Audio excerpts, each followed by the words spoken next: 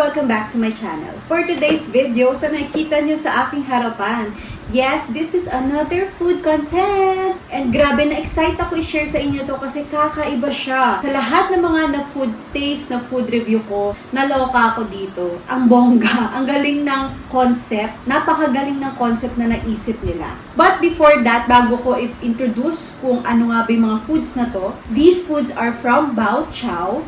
Under siya ng Burp Central. Yes guys, kung hindi po kayo familiar sa Burp Central, naka-work ko na po sila and this is actually my 4th time with them. Kasi share ko lang ha, may mga videos ako from Burp Central na binigyan nila. Unaw yung Chicken United, second is the Fiesta to Go, third is the Rap Nation PH, and fourth itong Bao Chow. And ang bongga ha. Sa iba't iba na na-vlog ko with Burp Central, napaka-unique lahat. Yes, yun ang masasabi ko, napakasarap. So ito, nabanggit ko na kasi inyo from Bao Chow to. Parang ang Bao Chow, ang napansin ko kasi pagka-open ko pa lang, Bao Chow, Chinese, diba? Chinese food to. So ang cute naman ng concept nila, kaya nasabi ko yun kasi, yan, nakikita nyo, diba? Siopaw siya, pero yung nilalaman niya, ibis na mga bola-bola, mga asado. Ang ginawa nila is iba't ibang mga foods. Yes, hindi siya yung mga ganun na alam nating mga siopaw. Ito, kakaiba. Iba't iba ang meron itong mga bigay ng Bao Chow. Each of this kasi, ito ay meron ding mga gulay. So, it's very healthy din. So, mamaya na yung ibang review ko. Papakita ko muna sa inyo kung ano ba yung mga binigay ng Bao Chow. So, ito, simulan natin dito. And yes, take note, tig-dalawa ang binigay nila. So, imbis na 6, naging 12 tuloy. Grabe, ang dami. Maraming salamat, Bao Chow o Burp Central. So, ito muna. Ito dito sa part na to. Kasi, kaya dito ako nagsimula kasi dito yung una ding tinaste ko eh. Nag-food tasting na rin kasi ako guys. Kasi nag-TikTok video ako, gumawa ako ng content ko. Ito yung tofu katsu bao. So, papakita ko din sa screen ng Zoom version. Yes, kasi medyo malayo ako. And sorry guys, nilayo ako kasi para makita niyo yung buong foods nandito sa table. So, ang nila naman nga is, diba, nakalagay tofu katsu. Ang galing nga kasi, mahilig ako sa tofu actually. Tapos, ginawa pa nilang katsu. Favorite ko yung dalawang yun. Ang galing. So, ito yung kanyang siopaw, diba? Ayan. Siopaw. Tapos, may mga gulay. Ayan. Tapos, ayan nga, tofu siya na may katsu. Ayan. Tofu katsu. Ayan, pasensya na, feeling ko malayo. Naka-backham kasi ako guys, kaya di ko makita. Ayan. Tapos yung gulay, alam niyo yung kapag kumakain kayo sa mga Japanese food, ganun. Diba kasi may katsu. Ayan. So, parang ganyan yung laging ka-partner ng katsu, yung mga gulay na ganyan. So, bibigay ko na rin yung aking review dyan, kasi nakapag-taste na nga ako kanina. So, masasabi ko lang dyan, since nga favorite ko is tofu and katsu na pinagsama, masarap siya in fairness, and yung parang syempre sa una, hindi ako sanay, kasi imbis na burger bun, naging siopaw. So, medyo parang nag-adjust pa ako, ganun. Pero in fairness, masarap siya ha. Hindi ko in-expect na magiging masarap pala kapag ganyan. Yung siopaw, tapos ilagay nyo ng parang mga ganyang foods. Masarap siya. Tapos maganda nga kasi may gulay. So, it's very healthy talaga. Next, eto. Dito tayo sa next one. Ito yung sisig bao. Sarap ito. Sisig bao. Ayan. Ayan, lagay ko din ulit yung Zoom version. Grabe, natuwa ako dito sa sisig bao. Kasi, alam niyo yung itsura talaga ng sisig pag ginagawa, diba? Ito, talagang nakalagay sa siopaw. Ayan, ito, siopaw ulit. Tapos, ayan, may itlog siya. Tapos yung maanghang, yung red chili. Tapos yung, ang tawag I forgot yung gulay na lagi pagkasama sa may sisig. So, ito, meron siyang part na to.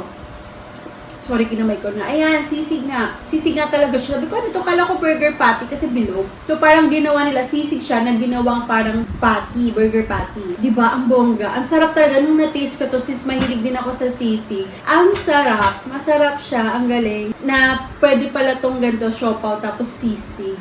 Ang sarap. Yes, kakaiba siya sa taste ko. Next, the third one is Korean Shikini Bao. Yan, kaya pala mahanghang. Natikman nyo na kasi lahat kanina. Grabe, naanghangan ako dito. Pero yung pagkaanghang niya, masarap. Yes, and naka-blend siya dito din sa siopaw. Ayan, siopaw ulit, tapos yung itsura niya. Ayan, gulay ulit, yung gulay ng mga kapag kumakain ka ng mga katsu, ganun. Ayan din yung meron. Tapos yung sauce niya. Kapag sabi ko, bakit parang feeling ko maanghang. Yung pala kasi Korean, so parang nilagyan nila ng sauce ng Korean na maanghang. Ayun lang, malaki lang siyang chicken. Ayan, tapos again, ang sauce nila, parang medyo red sauce. Tapos yan, yung siopaw, tapos yan, yung gulay. And ito yung sesame seed ba tawag dyan? Yung mga black. Yan. I'm not sure, pero ayan. Patuwa. Masarap din siya. Ayun na. Nagulat na ako pagka-taste ko. Anghang. Kasi, so to be honest, di ko talaga muna chinek yung mga names. As in, nilatag ko lang siya dyan. Tapos, binuksan ko lang. Sabi ko, sige, unahin ko to from here to here. Di ko in-expect na Korean pala to. Kaya medyo spicy. Pero masarap siya. So, next, the fourth one. Ito yung bao mi. Sabi natin, parang alam mo yung mga ng itsura ng loob ng lumpia. Ganon. Kasi nung tinitignan ko din siya mabuti, alam mo yung sa lumpiang, oh my god, I forgot. Lumpiang hindi siya toge, yung isa, lumpiang sariwa. Ayun, lumpiang sariwa. Parang ganon yung loob niya. Kasi ayun, dito yung mga gulay na nakikita ko dun sa lumpiang sariwa. Ang masarapan ako dito, kasi meron siya ngayon, cucumber. Mahilig ako sa cucumber din. Ang ito sorry, kinamay ko na guys. Ayan. Ito, parang siyang pork chop. Nilagyan siya nito, kaya ito yung nasarapan ako. Pork chop ata to, yung parang liempo niya ba? Parang ganyan, ayan. Kaya siya sumarap din, kasi may ganito. Pero nung unang tinikman ko siya na may gulay lang, parang hindi ako gaano, honest review. Nung unang tinikman ko siya na wala pang ganito, di ko alam na meron kasi medyo nakatago. So, ang try ko ito with gulay lang, ito siopaw. Medyo, hindi lang ako parang hindi ako nasiyahan kasi nga siguro hindi kasi ako makain ng lumpiang sariwa. So parang nakita ko siya, lumpiang sariwa, baka hindi ko magustuhan. Pero nung meron pa lang nito, like tinikman ko, sumarap siya. And ayun, buti na lang nilagyan din ng ganito kasi ako kasi I'm a person na hindi gaano mahilig sa gulay. Parang pili lang din ako sa gulay, guys. Pero buti na may meat. Yes, kaya nasarapan ako. So, fifth one is bao boy. Cute. Bao boy.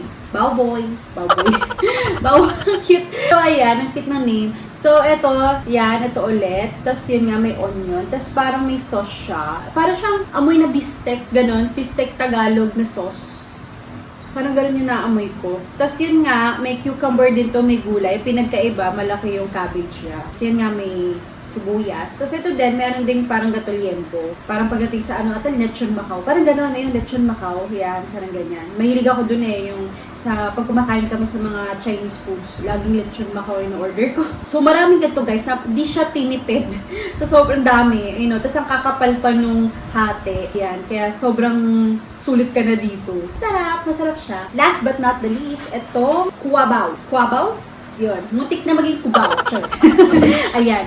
So, ito siya. Parang siya pinagsama-sama na ingredients ni sisig. Ayan, yung parang yung mga gulay ni sisig. Plus, nilagyan itong parang mga lechon Macau or liempo. Tapos, ayan, may parang red chili din ata ito Yeah, red chili. Oo, mahanghang guys. May chili siya. So, parang siyang pinag-combine na sisig and itong may liempo. Ito, or the lechon Macau nga. Parang siya may bits and pieces na ganito. Pork yata to. Pork or beef, ewan ko. Pero, pork siya. Kasi nga, manghang siya. Siguro, di ko nakuha yung part kasi sa gilid lang kumukuha Kasi nga, bala ko i-share din sa family ko. Syempre, ang dami nito guys. And I want to share my blessings lagi sa family ko kapag meron talaga akong mga ganito. Tama, ayan. May parang lechon Macau, liempo. Tapos yung mga gulay-gulay. Ayan. Dami din Ang dami nilagay liempo. Parang 3-4. Ganun yung nilagay. Kasi yan, maraming gulay. Ayan. Tapos may mga bits and pieces na maanghang. Yan. Masarap siya. So, ayan guys, napakita ko na each yung mga foods binigay ni Bao Chow or ni Burp Central. So, grabe yung masasabi ko lang talaga. Masarap siya lahat. Ang overall rate ko dito is siguro mga nasa 9.5/10. Kaya 9.5/10, hindi naman di dahil perfect score, hindi siya masarap. Masarap siya, yes, masarap siya. Pero siguro for me, hindi lang ako sanay nga na siopaw. Pero maganda yung concept na naisip niyo Burp Central or Bao Chow kasi kakaiba. Sobrang kakaiba talaga niya. Kasi normally, di ba, patty, tapos mga yung pag-siopa, bola-bola, asado, siopaw, tapos ang loob iba, parang pa-burger, ganun, or pa-sandwich, di ba, kakaiba siya, ang galing. Siguro kay 9.5 din, kasi meron ako isang parang, nasarapan ako, pero hindi siya yung talagang masasabi ko, sarap na sarap ako, ganun. So, ang pinaka-nasarapan kasi ako actually is itong sisig. Yes. So, i-rate ko ganito ha. First food na pipiliin ko ay yung pinaka-masarap. Then, yung the last one is yung medyo hindi ako na, yung masarap siya pero hindi ko masasabi na parang, yung parang nagustuhan ko talaga ng sobra-sobra. So, una si sisig, sunod si tofu katsu, ito si Korean, fourth si baoboy, fifth si baomi, and the last, itong nasa dulo talaga, kuwabaw. Ayan yung rate ko dito sa each kung ano talaga yung unang pinaka-nagustuhan ko hanggang sa pinaka-last. Yun na yung aking masasabi. Pero all in all naman guys, masarap siya. Yes. Siguro iba-iba kasi tayo ng taste buds, syempre. Yung ibang tao, sarap talaga sa lahat. Yung iba hindi. Iba tama lang. Syempre, iba-iba tayo ng taste buds. So, yun yung aking honest review and rate sa bawat foods na bigay ni Bao Chow or ni Burp Central. So, before I end this vlog, of course, I would like to thank Bao Chow or Burp Central for sending your foods.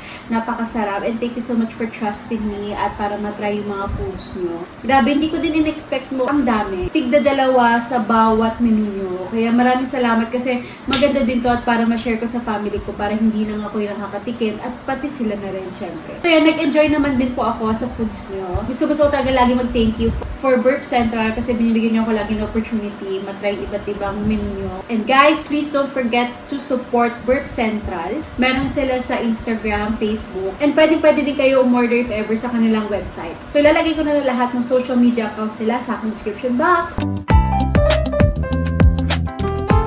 Uy guys, nakadiscover na naman ako ng panibagong pagkain. Introducing the first Bao Burger brand in the Philippines. So meron silang 6 na iba't ibang flavors.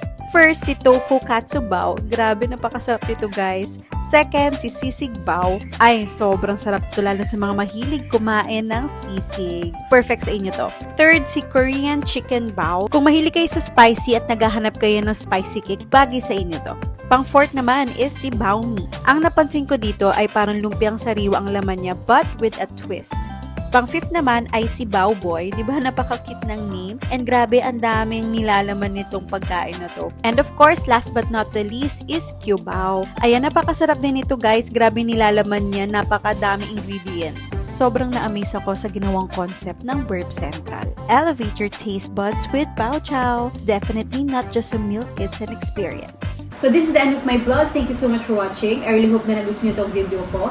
If ever you have any comments or suggestions, kindly comment below. Don't forget to like, comment, share, and subscribe to my YouTube channel, Mommy Pami. I'll see you in my next vlog. Bye!